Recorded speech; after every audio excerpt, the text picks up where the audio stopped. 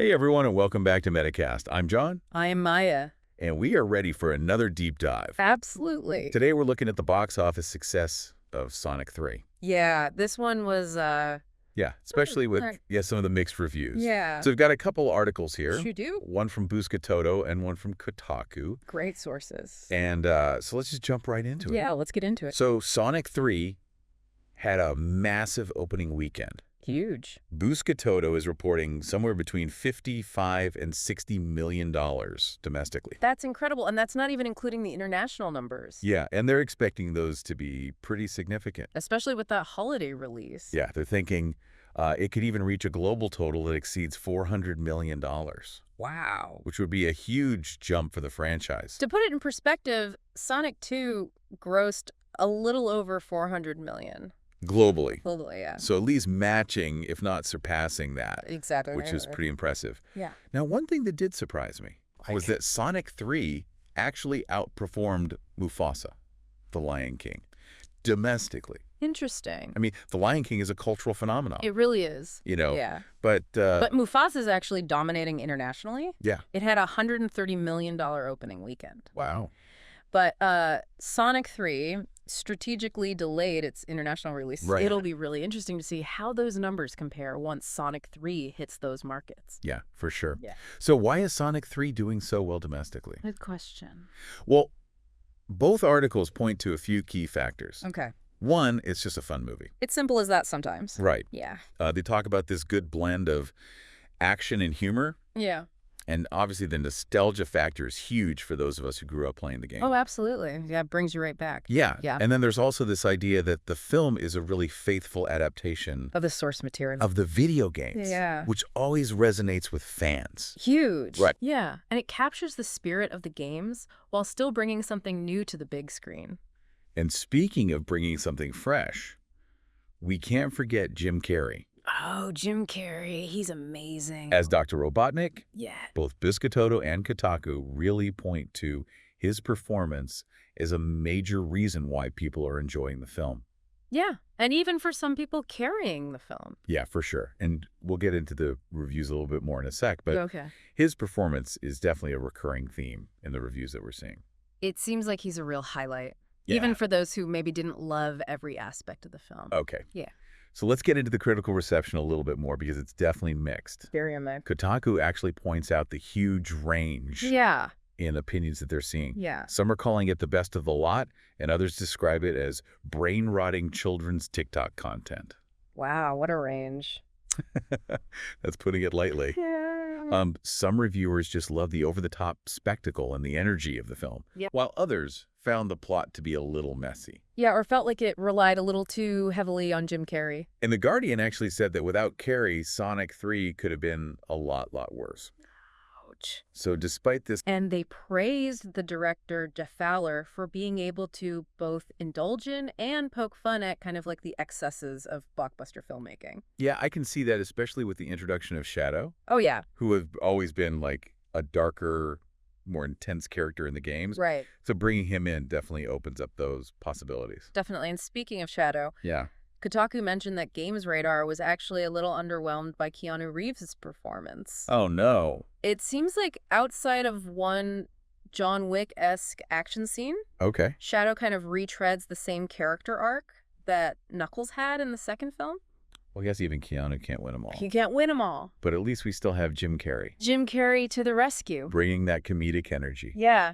And a lot of the reviews actually single out Carrey's performance as like a highlight, Yeah. with some even suggesting that it elevates the film and Yeah. makes up for any of those weaker elements. Polygon even said, and I quote, "The Sonic movies have a strange formula.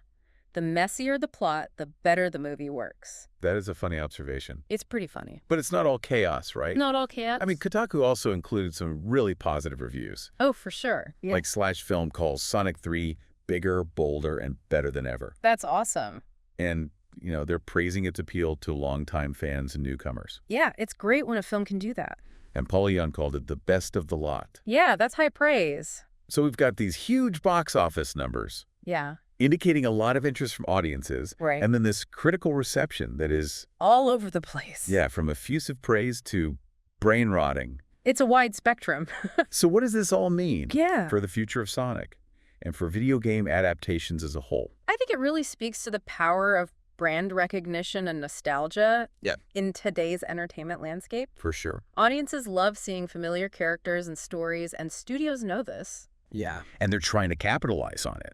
But it's not just about cashing in on that nostalgia, is it? Right. I mean, the articles are suggesting that Sonic 3 also resonates because it captures the core elements of the games. Yeah, the speed, the energy, the humor. Ah. It seems like they found a formula Yeah. that works, Even if it's not perfect. even if it's not perfect. And that's the key, right?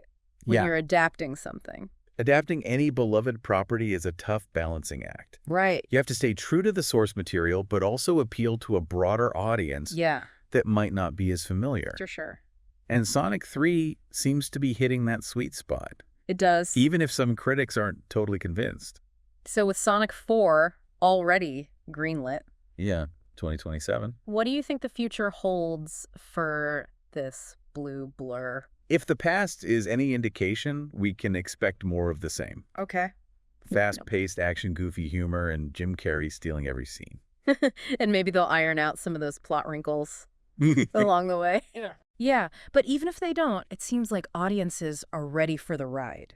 And on that note, I think it's time to wrap up this deep dive into Sonic 3. It has been quite a whirlwind. Who knew a blue hedgehog could spark such a fascinating discussion? I know, right? But before we let you go, Okay. we've talked about the box office success and the mixed reviews, but this raises an interesting question. Yeah. If Sonic 3 is a hit with audiences, Yeah. even though those reviews are kind of all over the place, Yeah. what does that say about... What does that tell us Yeah. about movie critics today? Yeah, like, are those traditional reviews Yeah. becoming less influential That's a good question. in a world that's so dominated That's by for media. social media and hype and all that? That's a really thought-provoking question, and I don't know if there's a simple answer. Yeah. It makes you wonder if box office numbers are the only thing that really matters anymore. Right, because it's almost like the collective voice of the audience Yeah, through social media right. is drowning out the voices of individual critics. That's a good point.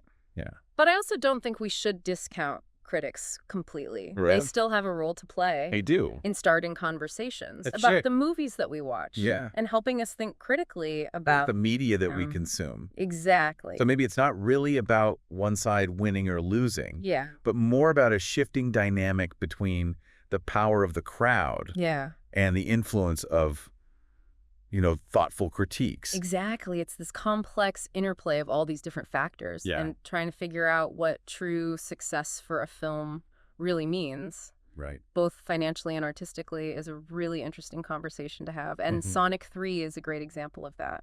Absolutely. Mm. Well, that wraps up our deep dive into the world of Sonic 3. It's been a wild ride. It's always a pleasure to unpack these things with you and with our listeners. And to our listeners, thanks for joining us on MetaCast. Until next time. Keep exploring, keep questioning, and keep diving deep.